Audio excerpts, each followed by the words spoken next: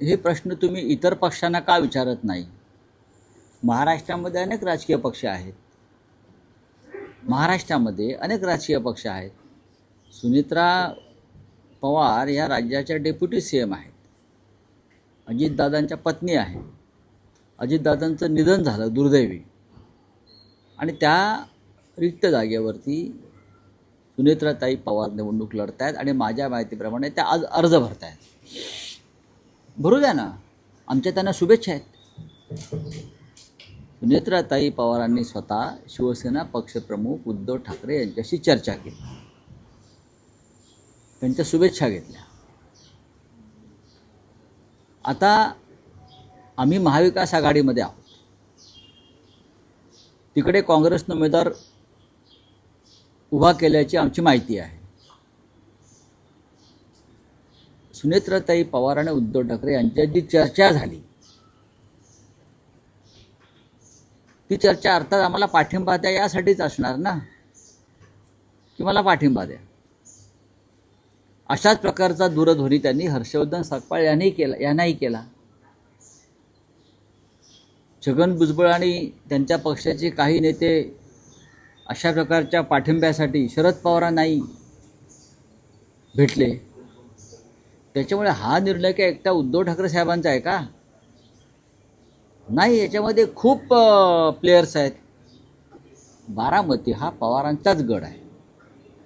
तिथे काय निकाल लागणार सगळ्यांना माहिती आहे. पण राजकारणामध्ये, निवडणुकांमध्ये काही जे विषय असतात ते सामोपचाराने घ्यायचे असतात. आज त्या फक्त अर्ज भरणार आहेत. निवडणुकीला वेळ आहे, थांबा तोपर्यंत. पाठिंबा कोणाला दिला? तुमचा पाठिंबा कोणाला आहे? फडणवीसांनी पाठिंबा मागितलेला आहे सर्व पक्षांना, तुम्हाला आहे.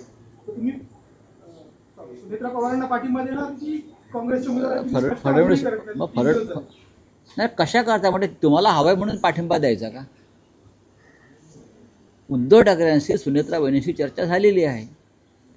आता देवेंद्रजी पाठिंबा मागतायत, त्यांनी नेत्यांशी चर्चा करावी सर्व. दिलाय ना. काँग्रेस सोबत जाणार की मग? अहो, आता अर्ज भरणार ना आज, मग अर्ज मागे घ्यायची वेळ येते, अर्जाची छाननी होते. हां, मग निवडणुकीचा नारळ फुटतो प्रचाराचा, मग पुढे 10 दिवस प्रचार होणार. त्या काळामध्ये पाठिंब्याचा प्रश्न निर्माण होतो. तिथे शिवसेनेचा उमेदवार आहे का? नाही. तिथे राष्ट्रवादी काँग्रेसचा उमेदवार आहे का? नाही. पण नक्कीच महाविकास आघाडीतला प्रमुख घटक पक्ष असलेला काँग्रेसनं उमेदवार दिलेला आहे. काँग्रेसची एक भूमिका आहे सातत्याने की ते शक्यतो बिनविरोध निवडणुका, जो पॅटर्न आहे त्या पॅटर्नला ते विरोध करतात. आणि असाच विरोध देवेंद्र फडणवीस यांनी सुद्धा अनेकदा केलेला आहे. नांदेडला खासदार काँग्रेसचे वसंतराव चव्हाण वारले ताबडतोब हार्ट अटॅकने. ते आले निवडून आणि ते लगेच त्यांचं निधन झालं. तेव्हा आम्ही त्यांना सगळ्यांना विनंती केली होती की बिनविरोध होऊन जाऊ द्या. पण तरीही देवेंद्र फडणवीस आणि त्यांच्या पक्षानं तिकडे उमेदवार दिला आणि अमित शहांपासून अनेक नेते प्रचाराला आले. पंढरपूरला भालके नानांचं निधन झालं, आमदार निधन झालं ना पोटनिवडणुकीमध्ये. आम्ही सगळ्यांनी विनंती केली, सगळ्या पक्षांनी, की बिनविरोध होऊन जाऊ द्या. त्यांच्या पत्नी उभ्या आहेत, तिथेही भालके नानांच्या पत्नीच उभ्या होत्या ना. मला वाटतं काय झालं, देवेंद्र फडणवीस यांनी उमेदवार दिला. अशा अनेक ठिकाणी त्यांनी उमेदवार दिले. पण जेव्हा त्यांची सोय असते किंवा गैरसोय असते तेव्हा ते म्हणतात बिनविरोध होऊ द्या. लक्ष्मण जगतापांचं निधन झालं, त्यांच्या पत्नी अश्विनी जगताप उभ्या राहिल्या. तेव्हा अजित पवार त्यांच्याबरोबर नव्हते. अजित पवारांनी उमेदवार दिला, नाना काटे. 99,000 मतं घेतली. ज्यांना सरकारविरोधी राग आपला काढायचा आहे, व्यक्त करायचा आहे, त्यांच्यासाठी निवडणूक ही एक व्यासपीठ असते. एवढंच मी सांगतो. साहेब, असं थेट म्हणता येईल का की देवेंद्र फडणवीस यांनी महाराष्ट्रातला पोटनिवडणुकांचा बिनविरोध पॅटर्न बदलला? नक्कीच बदलला. यापूर्वी महाराष्ट्रामध्ये साधारण एक संवेदनशीलता होती या महाराष्ट्राच्या राजकारणामध्ये. तो भारतीय जनता पक्षाच्या काळामध्ये महाराष्ट्राची संवेदना ही मारून टाकली. नाहीतर एकमेकांशी अशा प्रकारची नाती आम्ही सगळ्यांनीच जपली होती. पण महाराष्ट्रात देवेंद्र फडणवीस यांचं राज्य आल्यापासून आणि केंद्रामध्ये शहा मोदींचं राज्य आल्यापासून देशातली आणि महाराष्ट्रातली संवेदना पूर्णपणे मारली गेली. तरीही आजही आम्ही एकमेकांशी बोलत असतो, एवढा पुरते तरी टिकून आहे. उद्या एकमेकांशी बोलतायत म्हणून ईडी लावतील. नाही पण राऊतसाहेब, तुम्ही म्हणता आहात की उद्धव ठाकरेंनी सुनेत्रा पवारांना शुभेच्छा दिल्या. पाठिंबा यासाठी विचारला जातो आहे की सुनेत्रा पवार विविध राजकीय नेत्यांच्या प्रमुख नेत्यांना फोन करून पाठिंब्याची विनंती करतात. त्यामुळे त्यात शिवसेना उद्धव बाळासाहेब ठाकरे पक्षाचे प्रमुख उद्धव ठाकरे यांचा पाठिंबाही महत्वाचा ठरतो.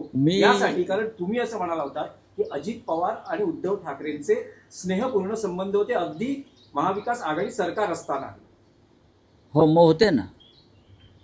पण त्यानंतर त्यांनी पक्ष सोडला, ते भारतीय जनता पक्षाबरोबर गेले. हे तुम्ही कसं काय विसरता? तसे एकनाथ शिंदे आणि उद्धव ठाकरे यांचेही स्नेहपूर्ण संबंध होते, आमचेही होते. पण ते आता ज्या बाजूला उभे आहेत ती बाजू महाराष्ट्राच्या हिताची नाही, ती बाजू महाराष्ट्राच्या फायद्याची नाही, ती बाजू महाराष्ट्राच्या स्वाभिमानाची नाही. अशा वेळेला आम्हाला विचार करावा लागतो. आम्ही किती संवेदनशील असलो, उद्धव ठाकरे साहेब किंवा आम्ही सगळे, तरीसुद्धा राजकीय निर्णय घेताना अनेकदा चर्चा कराव्या लागतात, विचार करावा लागतो, नातीगुती काही वेळेला दूर ठेवावी लागतात आणि निर्णय घ्यावे लागतात. कारण आम्ही आजही महाविकास आघाडीबरोबर ठामपणे उभे आहोत. तसे जर उभे नसतो तर कालच्या सर्व निवडणुकांमध्ये आम्ही एकत्र निवडणुका लढलो नसतो. हर्षवर्धन सपकाळांबद्दल तुम्ही आज थेट संपादकीयमध्ये म्हटलात की सामंजस्याची भूमिका घ्यायला पाहिजे हर्षवर्धन सपकाळांनी. काँग्रेस कुठेतरी आपलीच भूमिका रेटते आणि नाही, असं नाही, मी असं म्हटलेलं नाही आहे. तुम्ही जरा अग्रलेख सामनाचे काळजीपूर्वक वाचले पाहिजे, तुम्हाला दिशा मिळेल महाराष्ट्राच्या देशाच्या राजकारणाची. लक्षात घ्या, हर्षवर्धन सपकाळ यांचं एक वक्तव्य आहे, प्रांताध्यक्ष म्हणून ते वक्तव्य योग्य असेल. ते म्हणतात की आम्ही फक्त पाठिंबा देत राहायचं का? नाही. आता दिल्लीमध्ये जर उद्या राहुल गांधी प्रधानमंत्री होणार असतील तर आम्ही नाही सांगणार की आम्हाला प्रधानमंत्री करा म्हणून शिवसेनेचा, किंवा शरद पवारांचा पक्ष नाही सांगणार जाऊन की आमच्या पक्षाचा प्रधानमंत्री करा, किंवा अखिलेश यादवांचा पक्ष सांगणार नाही की आमचा प्रधानमंत्री करा, किंवा ममता बॅनर्जी सांगणार. आम्ही म्हणणार काँग्रेसचा प्रधानमंत्री करा, राहुल गांधी नाव. तेव्हा आम्ही असं म्हणायचं का आम्ही फक्त पाठिंबा द्यायचा का? नाही. राज्यातल्या प्रादेशिक पक्षांची आघाडी म्हणजे इंडिया ब्लॉक आहे, आणि हा इंडिया ब्लॉकचं नेतृत्व राहुल गांधी करतात. आमचा सगळ्यांचा त्यांना बिनशर्त पाठिंबा आहे. अशा वेळेला महाराष्ट्रात सध्या जी दुर्दैवानं जे आकडे आम्हाला मिळाले, मी दुर्दैवानं म्हणतो की कोणाला 10, कोणाला 16, कोणाला 20, अशा वेळेला प्रादेशिक पक्षांना प्राधान्य दिलं पाहिजे. तुम्ही राष्ट्रीय पक्ष आहात आणि आपण येणाऱ्या संधींचं समान योग्य प्रकारे वाटप केलं पाहिजे, हीच आमची भूमिका आहे. काँग्रेस ऐकत नाही असं त्याच्यात नाही, मी असं म्हणत नाही. काँग्रेसचं तुम्ही थेट म्हटलं आहे उद्धव ठाकरे सरकार जाण्याचं खापर थेट तुम्ही काँग्रेसवर बोललंय. तुम्ही असं म्हणतात की मुळात विधानसभेचे अध्यक्षपद त्यांनी कोणाशीही विचार विनिमय न करता सोडले. तो एक निर्णय महाविकास आघाडी सरकारला तडे देणारा ठरला. त्यानंतर विधानसभा अध्यक्षपदाची निवडणूक राज्यपालांनी होऊच दिली नाही व मेहनतीने आणलेल्या सरकारचे सगळे मुसळे केरात गेले. आज महाराष्ट्रात जे अराजक निर्माण झाले आहे त्याचे मूळ विधानसभा अध्यक्षपदाच्या तडकाफडकी दिलेल्या राजीनाम्यात आहे. थेट खापर तुम्ही काँग्रेसवर बोलताय. या संदर्भात जेव्हा जेव्हा संधी मिळेल त्या वेळेला माननीय उद्धव ठाकरे यांनी अनेक व्यासपीठावरचा मुद्दा मांडलेला आहे. इतकंच नव्हे तर दिल्लीच्या हायकमांडचे सुद्धा या विषयावर त्याने अनेकदा आपलं मत व्यक्त केलेलं आहे. त्याच्यामुळे आता याच्यावरती मी इथे उभं राहून बोलण्यात अर्थ नाही. मी लिहिलं आहे, आम्ही लिहिलेलं आहे, भूमिका आहे. आम्ही काँग्रेसला समजून सांगत आहोत की देशावर भविष्यामध्ये जे परिवर्तन होईल त्याचं नेतृत्व तुम्हाला करायचं आहे. त्यासाठी राज्यातले जे प्रादेशिक पक्ष आहेत तुम्ही त्यांच्याशी सन्मानानं, आपुलकीनं आणि सकारात्मक दृष्टिकोन ठेवून वागायला पाहिजे. हा विषय फक्त महाराष्ट्रातला नाही आहे. हाच विषय बिहारमध्ये असू शकतो, हा तेलंगणात असेल, हा उत्तर प्रदेशमध्ये असेल, सगळ्याच राज्यामध्ये, हा तामिळनाडूमध्ये असू शकतो. हा विषय प्रत्येक राज्यामध्ये तुम्हाला प्रादेशिक पक्षांशी जुळवून घ्यावं लागेल, त्यांना ताकद द्यावी लागेल आणि त्यांच्या मदतीनं तुम्हाला तुमचा आकडा वाढवावा लागेल.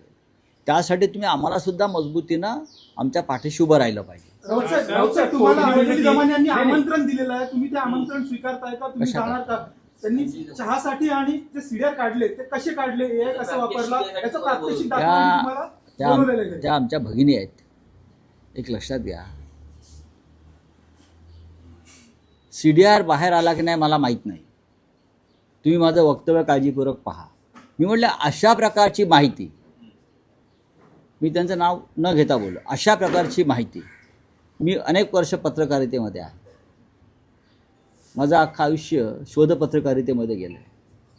आमच्या वेळची शोधपत्रकारिता वेगळी होती. आता थेट सरकारमधनं फायली येतात.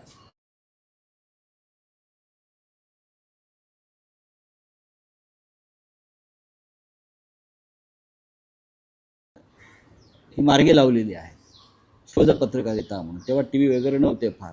माझं असं म्हणणं आहे की अशा प्रकारची गोपनीय माहिती जी आहे ही राज्यकर्त्यांच्या मदतीशिवाय कोणाच्या हातात जात नाही.